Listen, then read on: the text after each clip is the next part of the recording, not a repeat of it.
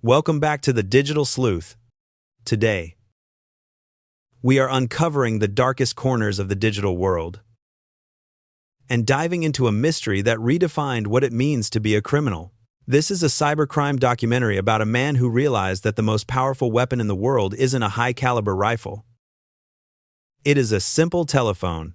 October 26th, 1978. Security Pacific National Bank in Los Angeles. The time is exactly 3:47 p.m. A man in a cheap, ill-fitting suit walks through the bank's computer room. He has wire-rimmed glasses and thinning hair combed carefully over a bald spot. The kind of person you would forget 5 seconds after meeting him. He is carrying a clipboard, which is basically the universal pass for saying, "I belong here." Security doesn't stop him. The receptionist even waves him through with a friendly smile.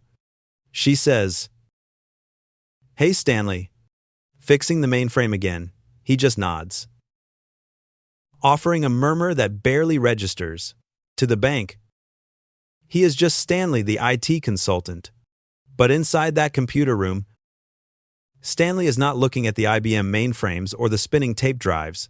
He is looking for something much smaller and much more dangerous. He finds it on the wall next to the main terminal. It is a piece of yellowing Scotch tape with a 4-digit code scrawled in pen. 4, 7, 8, 9. That code was the daily authorization for the bank's entire wire transfer system. It was the God key to millions of dollars.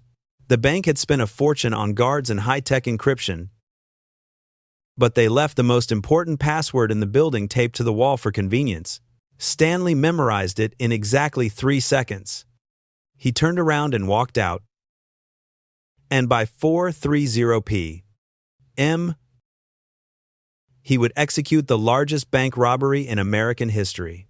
To understand this crime, you have to understand the man behind the glasses. Stanley Mark Rifkin wasn't a career criminal. Born in 1946 inches suburban LA, he was the definition of gifted but misunderstood. He could solve complex calculus in his head while other kids were still reading the question. He preferred machines to humans because machines were logical and predictable. They didn't judge him.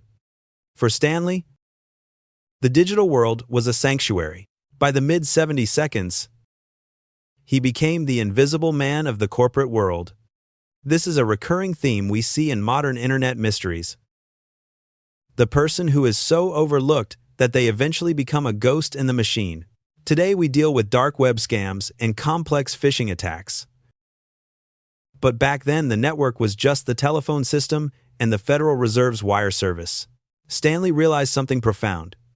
Invisibility wasn't a weakness. It was a superpower. He spent months building trust at Security Pacific. He wasn't just fixing computers.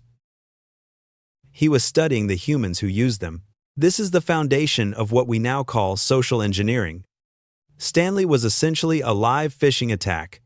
He used his persona to bypass every physical firewall the bank had in place. After leaving the bank, Stanley went straight to his office. He didn't have a getaway driver or a mask. He just had a telephone. His hand trembled slightly as he reached for the receiver. This was the moment where theory finally became reality. He called the bank's wire transfer department. But he didn't call as Stanley. He adopted a new identity. Mike Hansen from the International Department. "Hi.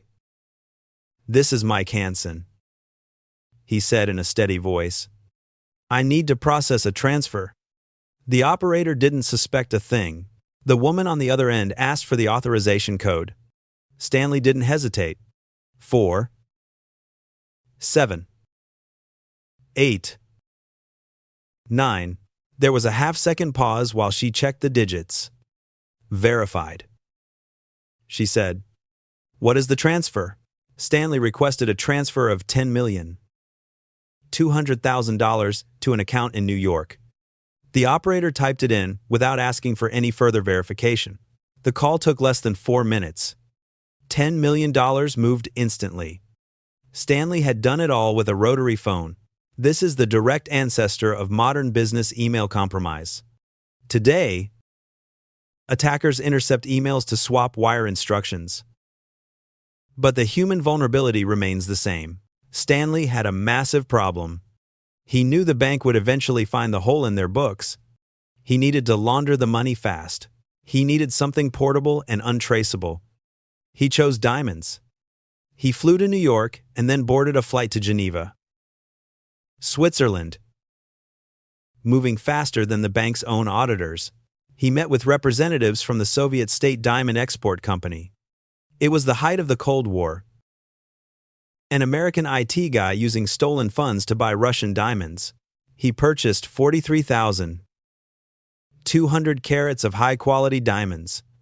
All of those stones fit into a single, modest briefcase. It was less than 20 pounds of material representing a lifetime of wealth. He had successfully converted digital digits into physical assets. When he flew back to the States, he walked right through customs. No one checked the briefcase. Stanley had done the impossible. He was home. He was rich. And he was still invisible. He placed the briefcase in his closet and finally allowed himself to smile. But this is where the story takes a turn typical of many cybercrime documentaries. The technology didn't fail Stanley. Humans did. Stanley contacted an acquaintance in New York named Paul O'Brien to help him sell the diamonds. He thought he could trust him, but Stanley failed to understand the flaws in the human operating system. When news broke about the $10 million theft, Paul did the math. The quiet guy from LA with millions in diamonds, the timing was too perfect. Paul called the FBI tip line. On November 5th, 1978, federal agents raided an apartment in Carlsbad, California. They found Stanley in a guest bedroom, confused and disoriented. Stanley didn't even fight it. He pointed right to the suitcase containing the 43,000 carats of diamonds. When the FBI asked why he did it, his answer was chillingly simple. He said, "To see if I could." He wasn't motivated by greed as much as he was motivated by the challenge of outsmarting a flawed system. Stanley was sentenced to 8 years in federal prison. Stanley Mark Rifkin's crime led to a total overhaul of how international banks move money. But 40 years later, the Rifkin method is still alive and well. Whether it is a major phishing attack or a sophisticated dark web scam, the vulnerability is almost always the human factor. So, how do we protect ourselves? First, always use multi-factor authentication. Stanley won because he only needed one factor, that code on the wall. Second, always verify the source. If you get a call or email from IT asking for a code, hang up. Call them back on an official number. Finally, take the wall test. Are you leaving passwords on Post-it notes? That is your version of the Scotch tape at Security Pacific. It is your weakest link. Stanley Rifkin proved that you don't need a thermal drill to rob a bank. You just need to be the person that everyone forgets is in the room. Today the banks are digital and the thieves are behind encrypted VPNs. But security is still only as strong as the person holding the clipboard. Thanks for watching. If you enjoyed this investigation, hit that like button and subscribe. We deep dive into the world's most complex internet mysteries every week. I am the Digital Sleuth. Stay curious and stay secure.